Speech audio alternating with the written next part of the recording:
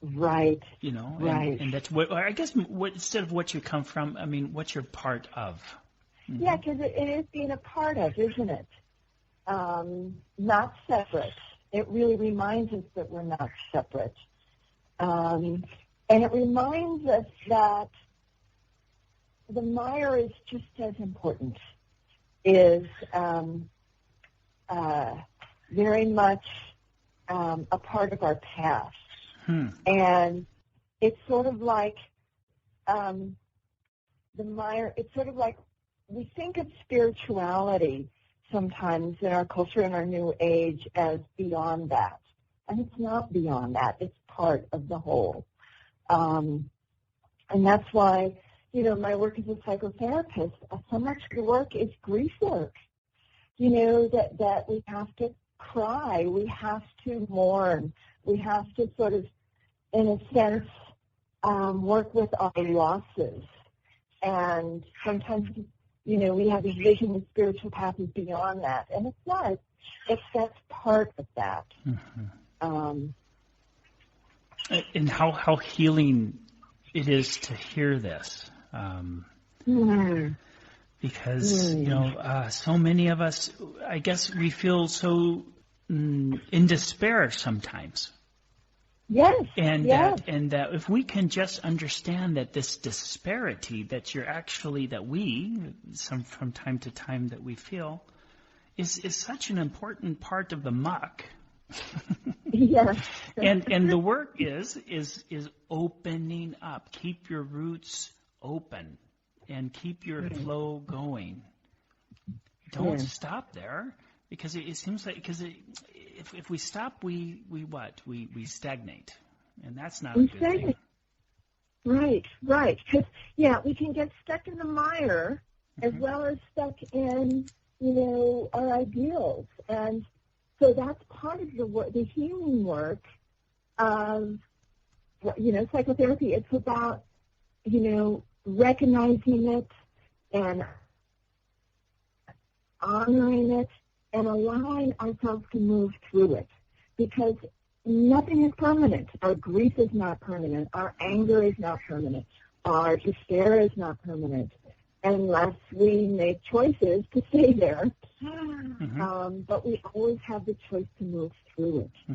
And I love the word that you used, allowing. It entails that there's movement beyond ourselves. Right. If we allow, because, you know, it's like that lotus, that tree, it's always growing and it's always changing. And we forget that we're just like that too. You know, that we will use the minerals and the nutrients from the soil for our growth. And so we'll use all the lessons learned from our folly and the things we've blown. And, you know, even shame and guilt, they have their purpose. Because when we do something that really hurts somebody, it's normal and natural to feel guilt and shame. That's part of the process. But we're not supposed to stay there. We're supposed to let that go. Yes. You know? Don't fill up the bathtub with guilt and shame. That's right. It's and I think right now we're in a time when we're saying, oh, shame is so bad. And I think we need to notice that shame is just part of the process. That we feel bad about what we've done, ourselves, but we're never meant to stay there. And our culture sometimes, and what's the culture coming through our families, we get this idea we're supposed to stay there, and we're not. You know, that it's just part of the humus that the soil needs to be turned over and used for our future growth. You know, Deborah, that in my personal growth, I realized that, you know, all the places where I really feel stuck, emotionally, psychologically stuck, and a lot of times is even physical, like a contraction within my own stomach. You got it. This is probably some type of reaction out of fear even beyond what I even know, beyond my understanding. And so I imagine myself just doing the work to open up and allow love into these areas, into these places of my life where I feel powerless. Yes. And to remain open. Yes, yes. That's a beautiful way of working with it. Even allowing love into those parts of your body, because our bodies do contract when our mind contracts and our heart contracts. It's all one. And so it's going to show up one way or the other. It's going to show up. And we can start anywhere. We can start with the body. We can start with the mind. We can start with the heart. And that will all be helpful. Wherever we start is good. Because it loosens things up in the other, qualities of ourselves. So if we start with yoga, that's great. If we start with a spiritual path, that's great. If we start with even cognitively working with our thoughts, that's great. Working with our emotions, that's great. Everybody has a little bit of a different way in. That's what I've discovered with psychotherapists. I've had to become every kind of psychotherapist in the world because everybody needs something different. And that's often, for many people, the beginning of the spiritual path also. That, in my work as a transpersonal therapist, the spiritual path is just as important as the emotional one, as the cognitive one, as the physical one. It's as intimately tied into all those paths. And start anywhere. Start where you are, and that's important. I get stuck all the time. Being stuck for so long gives us a sense of familiarity, a sense of identity. So just the fact of working to become unstuck is kind of working for an identity crisis as well. If we become unstuck, then who in the heck am I? Exactly. That's the scary part of change. Yeah. Because we hold on to this idea of ourselves, who we are. And letting go of that is always frightening. So it always takes courage to change, to get unstuck. It takes, and courage, that word comes from a French word that means heart. So it always takes big heart to change. Wow. Yeah. And Some of us have to get knocked on the noggin so hard, like with my climbing accident. It was just a dramatic experience of getting knocked on the noggin so hard that I had no choice. I had to change. Well, I just hope you don't have to repeat it, Deborah. No, me too. And the same for all of us, that we don't have to learn the lessons in a way that, takes us to the brink of death. But if we wake up and see the little deaths that we do every day, the little way we close off to our partner, the little way we close off at work, the little way we close off to joy, and be with that and be forgiving of ourselves. And take a new risk. It's never too late to take a risk. But, and you don't have to jump off the cliff. You can take small risks, looking over the from one rock to the next.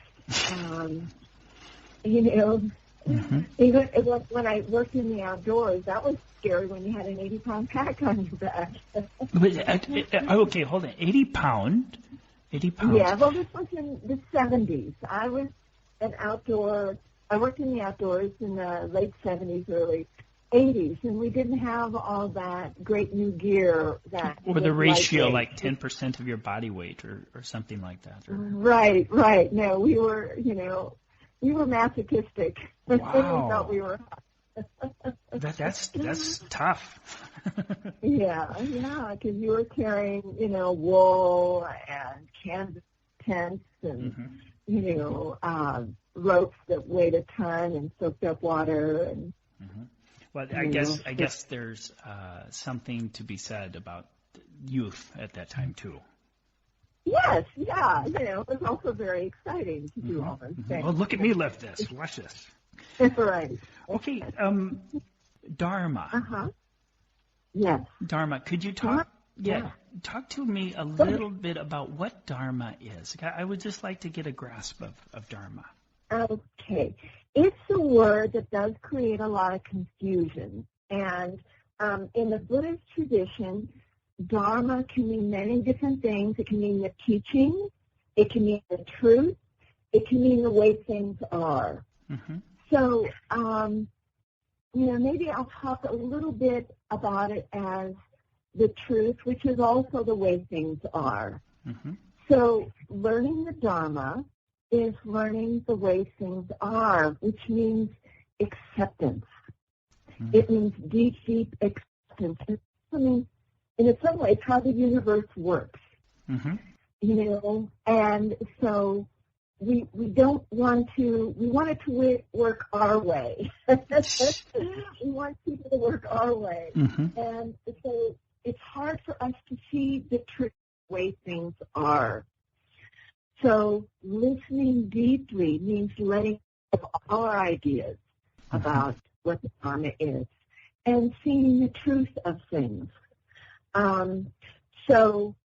Teachers in the Buddhist tradition who teach the Dharma, they're actually teaching the way things are, which means a deep acceptance of the way things are. Mm-hmm. But it does mean in some ways people interpret that a passivity or sort of a sort of bland acceptance of things, of sort of a giving up. It actually means being able to work with the world and work with the way things are, and work with the teachings that help you. And acceptance is about deep love and deep compassion, because when we truly see the way things are, particularly if we look at beings, human beings, if we truly see the way we are, we see deep love and compassion and clarity of mind. Because what's the reason we don't see that is all our veils of the way we think things are, the way we imagine things are. So understanding the Dharma is understanding the truth, say in the teachings, which you might say the Dharma is the teachings, but it's also the world as it is. And with a human being, we're born clear. We're born compassionate. You see that in an infant. They care for us. They love us. They naturally reach out to help us. And even so much of the research has shown that. So it's like getting back to our original nature, which, like you may say in the Zen teachings, who I was before I was born, that our original nature is aligned with the Dharma, you might say, because our original nature is clear seeing, and clear seeing is the root of compassion, because when we clearly see our fellow human beings, or when we clearly see ourselves, we appreciate ourselves. We appreciate who we naturally are. And most of practice, most of, the teachings of the Dharma are about removing all those veils, removing all the sludge, removing all the not seeing clearly. So we can know the Dharma, we can know the truth. So, my example of my climbing fall was really about learning to see the truth. Wow. And you were very much assisted that day, weren't you? Very much so. I mean, I could have died. I was very much assisted. And even so many little tiny opportunities to wake up while I was falling, when I stopped, and having to be compassionate for myself with my injuries, having to be compassionate you know, one of the people that ran